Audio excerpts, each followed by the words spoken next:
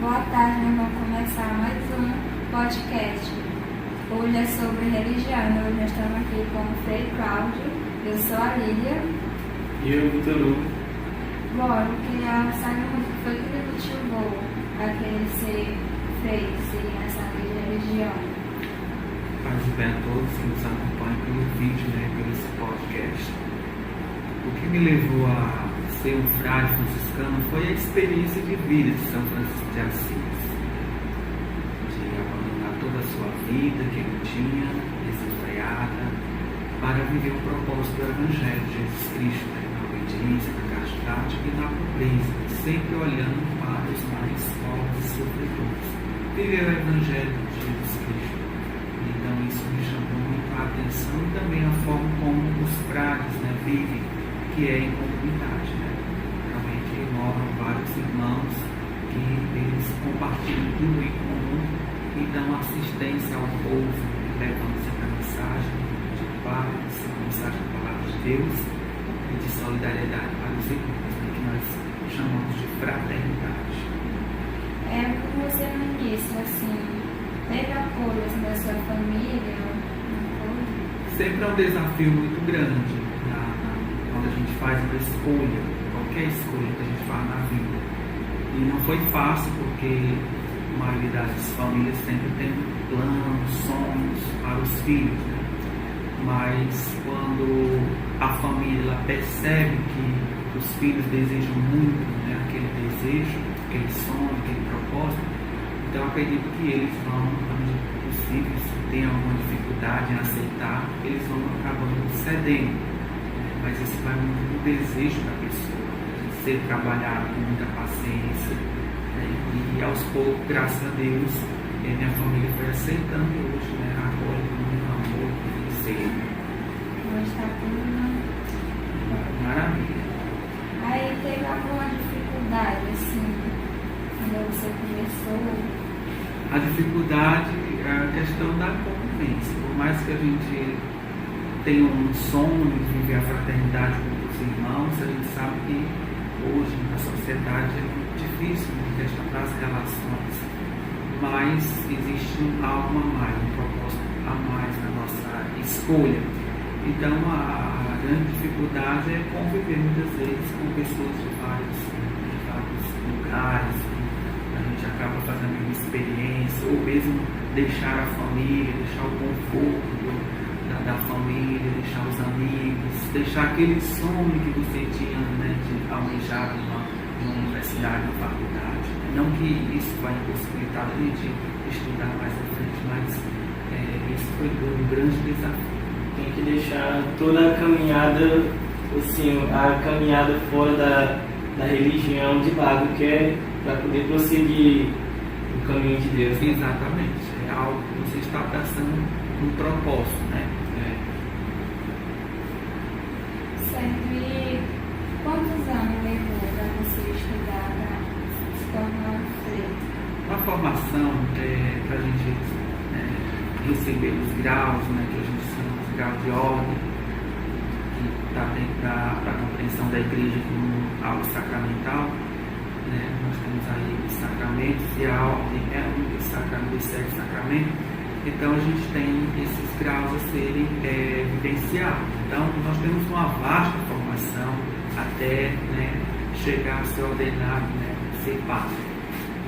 Nós iniciamos com o postulantado, que é 1 ano, depois nós temos o noviciado, que é uma fase de postulantado, é a fase do cumprimento, em que a gente começa a deixar os nossos desejos, nossos propósitos, e já começa a fazer essa experiência de rompimento, como viver em outra casa com outros irmãos, sendo tutelado por os frades que estão lá na formação. E depois tem o noviciado, que é quando a gente mergulha de fato na vida e na experiência daquele santo fundador de educação, São Francisco. Aí depois vem os primeiros anos de estudos, que é 3 anos de filosofia, nós nos preparamos, e logo em seguida 4 anos de teologia. Alguns irmãos eles optam por ficar 1 ano entre filosofia e teologia, fazendo uma experiência fora, uma experiência missionária.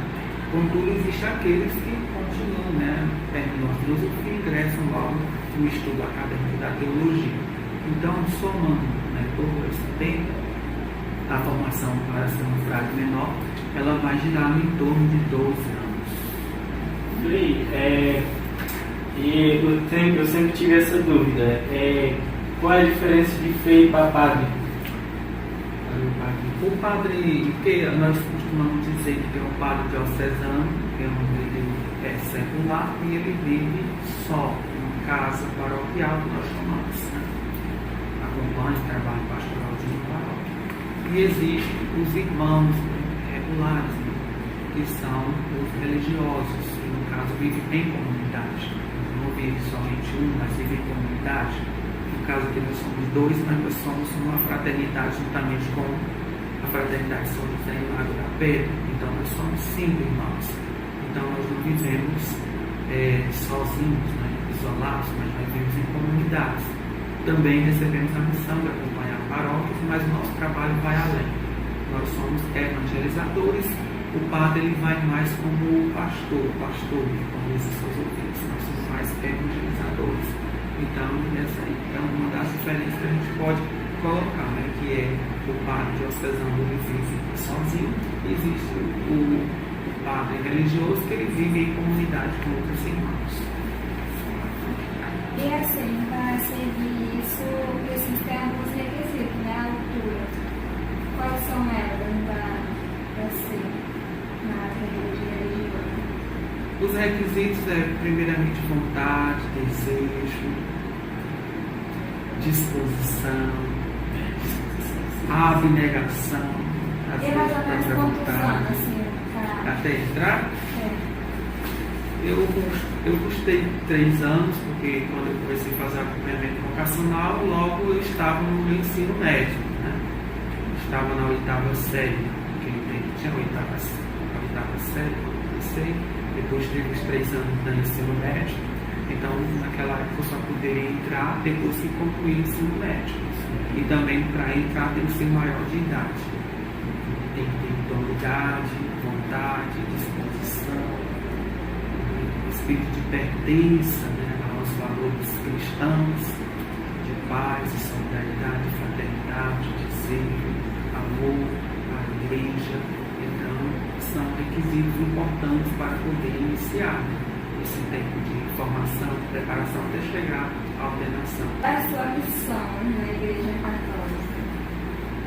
Atualmente, a minha missão, que eu chamo de serviço, atualmente eu sou administrador da paróquia São Francisco de Assis. Então eu conduzo os trabalhos na paróquia como evangelizador, acompanho as comunidades que compõem a paróquia, que são 26 comunidades, juntamente com o outro frei, que é o Frei Carlos Magno.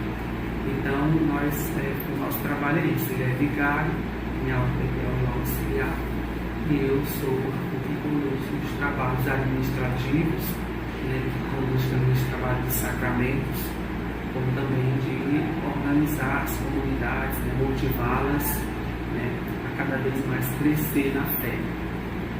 Frei, você teve alguns amigos que lhe criticaram em você querer seguir o caminho de se tornar frei? Sim, assim, não é muito fácil não. Não é fácil, justamente é um outro desafio, porque você sabe mesmo dos amigos, é essa hora, porque assim, a gente tem muitos colegas de escolas, né, que às vezes compartilham com um mundo de ideias com você.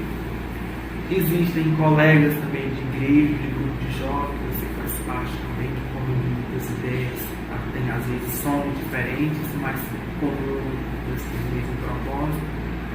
E existem amigos que estão ali com você, para lhe apoiar em todo momento, para incentivar, mas sim tem aqueles que de fato hoje assim, se a gente encontra, eles não falam muito assim, né, dão tchauzinho assim de longe, né, mas é a vida, né, a vida de escolhas, né, então a gente só tem assim a rezar por eles e assim, e sorrir para eles também, né.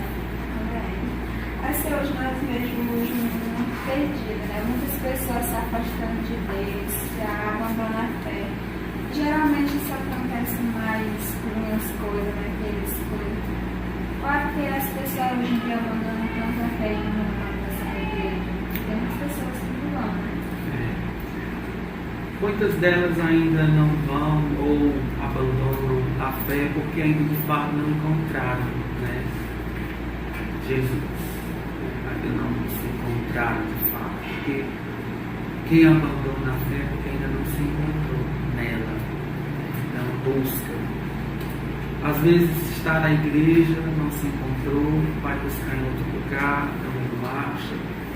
Mas o importante que eu digo a essas pessoas é que elas devem sempre buscar, nunca desistir de buscar alimentar, dar sentido, né, à vida, à experiência de fé, né, o desejo de ver Jesus, aquele que também mostra para nós, né, o valor, né, da humanidade, né, o ser que nos ensina muito o valor do amor. Então, eu acredito que essas pessoas que abandonam a fé porque ainda não se encontraram. Assim, fora da igreja, como é que é a sua rotina do dia a dia? Fora da igreja, a rotina ela é bem simples, né? Porque sempre tudo está interligado, né? No sentido assim da gente poder, às vezes vai fazer uma administração, vai fazer uma coisa, a gente administra a nossa casa, porque a nossa casa, a gente costuma fazer tudo na casa. A questão de cuidar da casa, a limpeza, fazer a alimentação, fazer uma compra, às vezes dar uma assistência, né, quando a gente não está celebrando algumas pessoas doentes ou pessoas que estão precisando de uma conversa, ou às vezes, né, encontrar um outro irmão, uma pessoa que está precisando. Então, nossa vida fora da rotina do trabalho na missão, né, vai muito nisso. Mas, às vezes, acaba de estar ligado, né, à nossa função dentro do ofício, dentro da missão que nós exercemos na comunidade. E o caso da pergunta é que diz que na Semana Santa tem que jejuar, né? E tem muitas pessoas que não jejuam. Isso é um pecado grande, que a pessoa comete? Não, a igreja não é um pecado, né? Mas a igreja ela dá opções. Ela não vai lhe condenar se você não fez o jejum. É uma opção que você vai fazer. Se você tem um segmento na fé cristã, e você deseja fazer tal atividade, tal função, se você realmente deseja fazer, você tem que seguir aquilo. Contudo, se você não deseja fazer um jejum, né, não é pecado. Então, a igreja não nos dá essa abertura da gente poder fazer e também de não fazer. E quando faz, assim, quantos dias é que tem que fazer o jejum? Hoje a igreja dá várias formas de você fazer o jejum. Tem o jejum intermitente, tem o jejum leve. E o que a igreja não quer jamais é que as pessoas elas vá, né, contra a sua natureza. Porque vamos supor, você é acometido de alguma doença, você não pode deixar de se alimentar, aí você faz um jejum e você passa mal por conta disso. Né? Então, a igreja ela não vai propor uma situação dessa, ela vai propor que você possa fazer dentro da sua possibilidade. Né? Eu vou fazer um jejum, vamos dizer que eu vou fazer um jejum até a hora do almoço. Manhãzinha acordo, faço as orações e ali eu tomo, vamos supor, um café, né, moderado, café ou leite, se eu tomo café ou leite, posso tomar um suco. E ali eu fico me alimentar até chegar a hora do almoço. Na hora do almoço eu posso fazer uma refeição leve. Então, ali a gente dá um jejum também. Ou você também, se você você pode, com a sua saúde mais além, você pode fazer até a hora da janta e sempre, né, bebendo água, né, para poder ajudar. Aí sobre a questão da carne, é pecado comer carne durante a Semana Santa? A igreja recomenda, né, se você quer fazer abstinência de algumas coisas, né, não só da carne, mas de algumas coisas. nós orientamos, né, isso não é algo que está escrito, mas a orientação que a igreja dá é que a gente possa abster de carnes vermelhas, pelo menos na sexta-feira ou na quarta-feira. Por isso que na Semana Santa a gente come, né, peixe, né, e muitas vezes tortas, né, e vai muito do cardápio do nosso povo, né? Aí nesse caso você pode fazer abstinência no período, na Semana Santa, grande, que são dias grandes que o nosso povo, né, carinhosamente chama. Mas no decorrer da quaresma, que são 40 dias, que começa na quarta-feira de cinzas, não, aí você pode estar fazendo da mesma forma como você faz na Semana Santa. Na sexta-feira e na quarta-feira você pode abster-se de carne, isso é até bom para a saúde também. E na sexta-feira, né, você pode variar o seu cardápio. Vai muito das possibilidades da nossa mesa que a gente tem para comer. Frei, na semana costuma ter vigília? Vigília? É. A vigília hoje, a gente tem mais a vigília pascal, que é a celebração que demonstra o mistério da fé, da nossa fé, né, que é uma das grandes celebrações, né, que acontece na Páscoa, vigília de Páscoa. Mas dentro da programação da igreja, né, existem várias vigílias que é muito conduzida pelos grupos, né, de jovens, né, e eles gostam muito de promover períodos de grandes fortes, né, que eles gostam de organizar dentro das suas dinâmicas, né, como também alguns gostam de promover vigílias nas quintas-feiras, que é um dia dedicado à Eucaristia. Aí eu também, assim, tento me querer me batizar na igreja. O que eu devo fazer quando eu me conseguir batizar? Porque eu ainda não sou, né, batizada na igreja. Primeiro você tem que ter o desejo, né? Você que já é adulta, eu falo que já tem uma compreensão, tudo, né, que deseja, e buscar.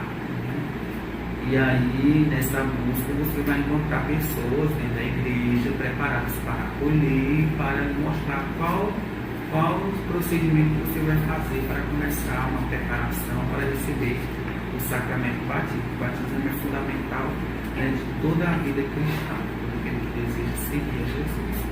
Então, esse é o caminho para quem ainda não procurar a igreja, procurar aqueles que são responsáveis, né, na formação de preparação, que sempre tem a catequese, né, tem os catequistas para dar essa preparação, e depois, né, você vai ter aquele período de preparação e depois vai haver, né, um dia, né, marcado para o batismo. Aí também, para se tornar coroinha, também que é muito. Lá onde eu morava, tinha muita igreja, eu ia muito pra lá, né? A igreja, mas sempre queria ser. Mas aí eu fui me afastando um pouco assim, da igreja. Ó, para ser coroinha, tem que ser batizado, né? E depois tem que ter a Eucaristia. Aqui, né? Não é uma regra que a igreja diz, mas algumas paróquias acolhem criancinhas que ainda não fizeram a primeira Eucaristia, mas não é a regra, tem feito a primeira Eucaristia, porém, a gente aqui na paróquia, seguindo, né, aquilo que eu já encontrei aqui, eu sigo isso ainda também. Mas tem a preparação, que geralmente dura de 4 meses a 5 meses, e depois aquela pessoa ela vai receber, né, na celebração as suas vestes, que ela vai preparar, e juntamente com os demais vão fazer investidura, que é receber a veste de serviço, né, no altar, que é um serviço muito próximo, né, do altar do Senhor. Pois é, então ficam por aqui. Muito obrigada pela atenção de Muito vocês. obrigado pela participação, Frei Cláudio. Muito obrigado. Tchau. Tchau.